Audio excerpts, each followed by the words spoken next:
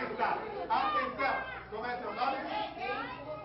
Marcela, olha só. A Marcela e a Sandra vão fazer uma mágica para vocês.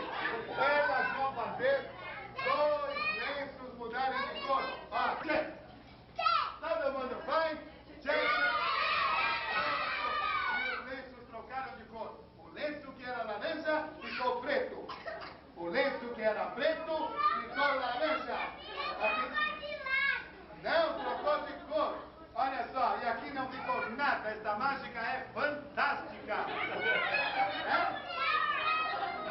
E foi pareço para vocês. Vocês não acreditam em mim? Eu acredito. Muito obrigado. Não, então nós vamos fazer de novo. Atenção, olha, está vazio, não tem nada aqui. Eu vou colocar o lenço preto aqui dentro e vou colocar o lenço laranja, olha só. Aqui dentro estão os 2 lenços, o preto e o laranja. Vou fechar a boca e a primeira faz tchu. A segunda faz check. Todo mundo faz check.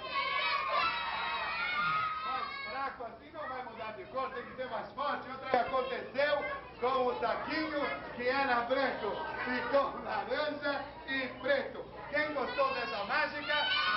Então vamos bater palmas para as nossas 2 secretárias que fizeram a mágica do leite. Muito obrigado, parabéns, pode voltar para o seu lugar. Isso, devagarinho, aí.